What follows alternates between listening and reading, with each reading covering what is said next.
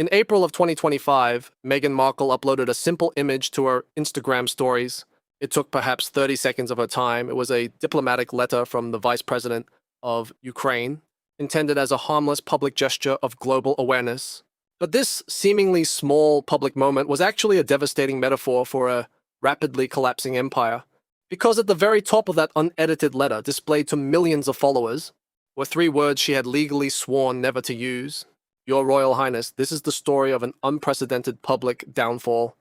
By the end of this video, you will understand exactly how a single social media post exposed a staggering moral contradiction, how a meticulously crafted illusion of royal power shattered against the cold reality of corporate law, and why the ultimate betrayal in this story did not come from Buckingham Palace, but from inside a mansion in Montecito. This is not about family feuds or tabloid gossip.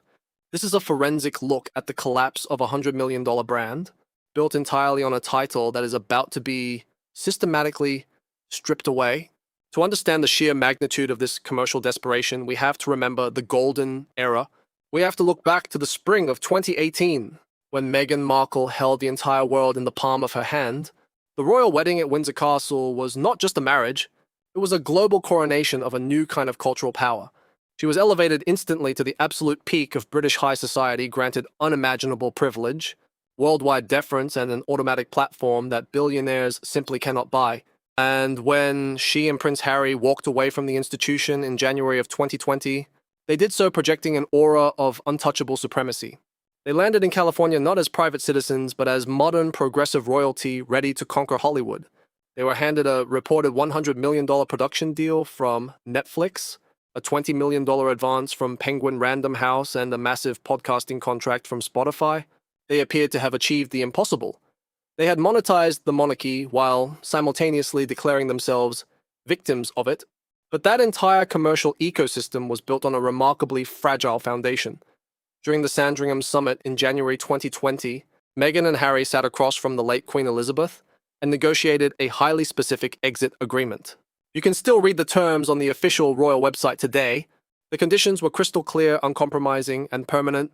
They would retain the Duke and Duchess of Sussex titles, but they explicitly agreed they would no longer use their HRH styling.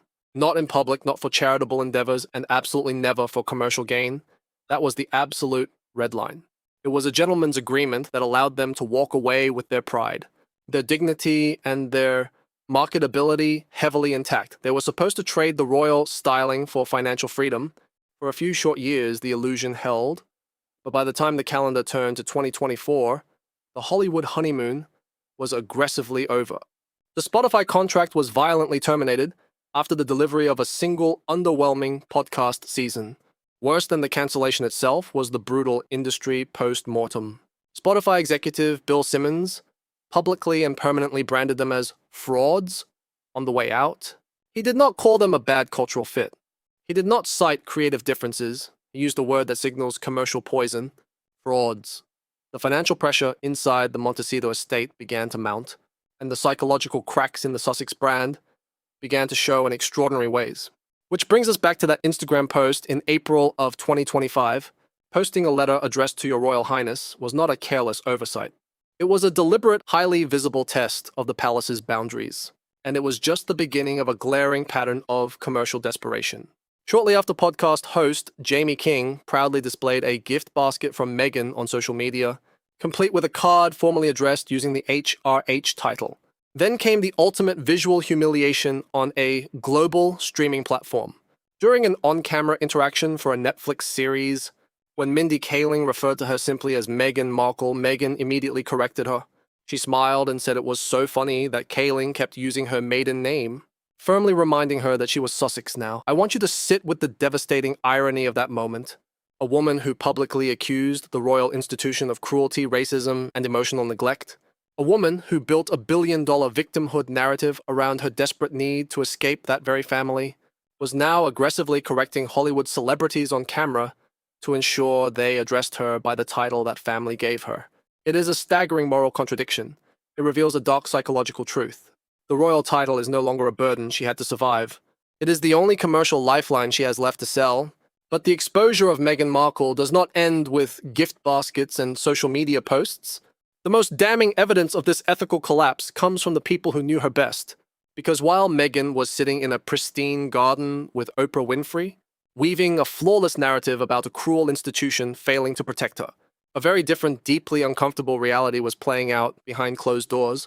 Between 2020 and 2026, a staggering 18 people walked out of the Sussex operation. 18 documented staff departures in exactly 6 years, an average of 3 high-level resignations per year. You cannot ignore the story of Samantha Cohen. Cohen was an incredibly respected, highly experienced palace aide who had served the British royal family flawlessly for 17 years. In 2018, she was assigned as Meghan's private secretary, the single most senior advisory role available. The position was supposed to last 6 months. She ended up staying for 18 agonizing months, primarily because the palace could not find a single person willing to replace her. When a replacement was finally secured, they were flown all the way to Africa on a royal tour, specifically, to learn the demanding ropes of the Sussex operation. That replacement quit while still in Africa. They could not last a fortnight on the continent. Cohen later confirmed she was one of 10 staff members formally interviewed during a completely independent, palace-funded bullying investigation. The findings of that review were quietly buried by the Queen, but the mathematical reality of 18 fleeing staff members remains impossible to spin. Before the ultimate financial collapse, we have to look at the human wreckage left in her wake. The 18 departing aides were not an anomaly. They were the continuation of a behavioral pattern so recognized. It actually earned its own entry in the Urban Dictionary. The phrase is being markled. It is defined as the act of completely abandoning someone after they have played a meaningful, protective role in your life. The shutdown mechanism is absolute. Just ask Ninaki Pretty, her inseparable best friend of 3 decades, who stood by her as maid of honor at her first wedding, only to be entirely cut off without a single phone call or explanation when Meghan transitioned into higher social circles. Just ask Jessica Mulroney, the Canadian socialite who styled her, guided her through the brutal early days of the royal media storm and stood by her side for 9 years. The moment Mulroney faced a public controversy, the shutdown mechanism was activated. Sources noted that the controversy provided Meghan with the perfect, convenient excuse to cut ties permanently. These women were not discarded because they sold secrets to the press. They were discarded because they were no longer commercially or socially useful. This cold, strategic isolation built a fortress around Meghan, but it also left her dangerously alone when the real crisis finally hit. Every public relations disaster Meghan Markle has ever faced has had a carefully engineered escape route. The Oprah interview allowed her to completely control the edit. The bullying allegations were easily dismissed to her fan base as a calculated smear campaign. Her failed business ventures were quietly rebranded under new aesthetics. But what happened next is something no crisis manager can fix, because while everyone was distracted by the daily tabloid noise, the real power players in Hollywood silently made their move. By March of 2026, Netflix officially terminated its partnership with Archewell. A month later, Penguin Random House let a reported $20 million book deal quietly expire without renewal. And simultaneously, a source close to Prince William confirmed a devastating truth to the British press. When William ascends to the throne, the HRH titles will not just be debated, they will be legally and permanently removed. And when that royal decree drops, Meghan Markle will face a catastrophe far worse than bad press. She will face the full, unyielding weight of corporate law, and a single legal term that is about to end her commercial empire forever: material misrepresentation. To understand the sheer panic that the phrase material misrepresentation triggers in corporate boardrooms, you have to look at how modern celebrity commerce actually works. When Meghan Markle sat down at a mahogany table to sign luxury podcast deals, production contracts, and publishing agreements, those corporations were not paying for a former cable television actress. They were paying for the Duchess of Sussex. The royal title was the core asset. It was the entire foundation of the brand's valuation. Every contract, every venture capital pitch, every trademark application for American Riviera Orchard was anchored to a commercial identity she had legally promised the late Queen she would not exploit. If King William officially and legally strips that courtesy title through letters, patent the retroactive legal exposure is catastrophic. Corporate lawyers do not care about family feuds or who made who cry at a bridesmaid fitting. They care about breach of contract. If a corporation paid $100 million for a duchess and the British government officially declares she is no longer a duchess, those contracts were executed under a legally unstable premise. The foundation collapses, and unlike a bad public relations cycle, you cannot rebrand your way out of a breach of contract lawsuit. You cannot hire a crisis manager to fix a parliamentary act. This looming legal reality has fundamentally altered the internal dynamic of the Sussex marriage. Because when the title is finally removed, the public will witness a brutal divergence in their respective fates. Prince Harry was born into the institution. He is the son of a king and the brother of a future king. His bloodline is permanently woven into the thousand-year tapestry of British history. Whether he lives in a palace in London or a sprawling estate in Montecito, he will always be a prince. He has a floor, a baseline of global relevance that cannot be legislated away.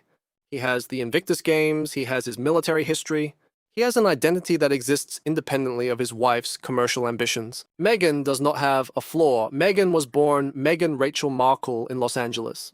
The Duchess of Sussex is a courtesy title completely dependent on her marriage and the continued goodwill of the very institution she spent 5 years publicly attempting to dismantle. If it is stripped away, she does not become a slightly less famous duchess. She becomes Meghan Mountbatten Windsor. She becomes a private citizen running a lifestyle blog in California, surrounded by the ghosts of massive, failed corporate partnerships. You can already see the psychological toll of this realization playing out in the subtle, devastating shifts of her public appearances. Notice the changing aesthetic of the people surrounding her. A few years ago, her orbit consisted of absolute global power brokers, A-list actors, billionaire media moguls, and political heavyweights. But as the commercial viability of the Sussex brand began to hemorrhage, that inner circle quietly evaporated.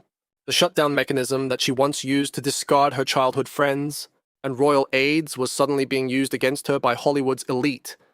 The silence from her former defenders is deafening. When the Spotify deal collapsed and the executive publicly branded them as frauds, no A-list celebrities rushed to their defense. When the Netflix partnership dissolved, there was no coordinated social media campaign from high-profile allies expressing outrage. There was just an empty, terrifying vacuum. Hollywood is a transactional town, and power brokers only protect those who can offer a return on investment. The moment the industry realized the royal access was permanently severed, the protective wall around Meghan Markle simply vanished. This isolation explains the frantic, almost chaotic nature of her recent commercial pivots. The launch of American Riviera Orchard was originally pitched as a high-end lifestyle empire, a sophisticated rival to Gwyneth Paltrow's Goop. But look closely at how it was actually executed, sending out 50 jars of homemade strawberry jam to influencers, and minor celebrities was not a masterstroke of luxury marketing. It was a staggering visual downgrade. It was a desperately signaling flair masquerading as a product launch. A woman who once addressed the United Nations, who once commanded the global stage as a senior royal, was now reduced to begging for Instagram story tags from reality television stars to validate a condiment brand. What looked like a strategic rebrand was actually commercial triage.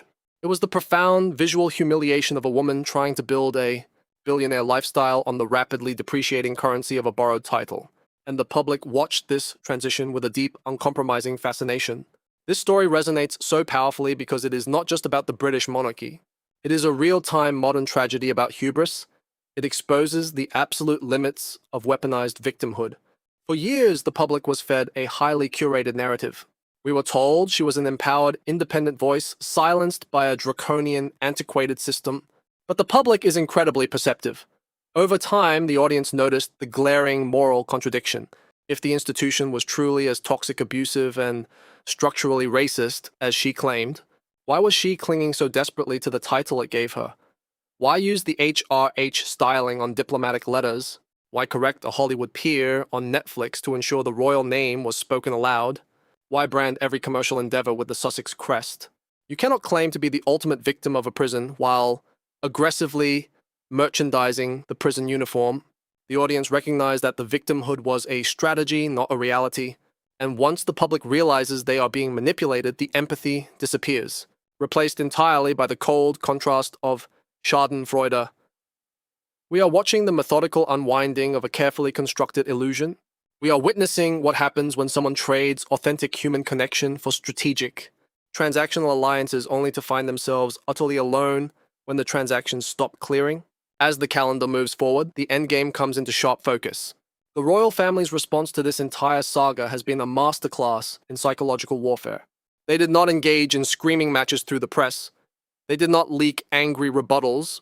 They utilized the most devastating public relations strategy in existence. Complete absolute institutional silence. They simply let her exhaust her own narrative. They gave her enough rope to commercially entangle herself, knowing that, eventually, the contracts would dry up, the audience would grow fatigued, and the sheer financial weight of maintaining a royal lifestyle without royal funding would collapse in on itself. When King William finally ascends to the throne, there will be no grand dramatic confrontation. There will simply be a quiet procedural announcement from the palace, a legal updating of the registry. The courtesy titles will be formally dissolved. It will be handled with the cold bureaucratic efficiency of an institution that has survived centuries of internal rebellion. And in that moment, all the high-paid public relations teams, all the carefully worded statements, all the strategic Instagram posts will mean absolutely nothing, because you cannot out-PR a king and you cannot spin your way out of a legal decree. She will be left in a sprawling mansion in Montecito, entirely stripped of the one word that made the world pay attention. The story of Meghan Markle will serve as a permanent, devastating case study in the danger of believing your own press. It is a reminder that a brand built entirely on grievance has a violently short shelf life. What happens when an identity constructed on a title finally loses the title? What is left when the shutdown mechanism leaves you with no one left to shut out? I want to hear your analysis. Look at the timeline, look at the ruined contracts, and look at the silence from Hollywood. Do you think there is any commercial pivot left that can save the Sussex brand?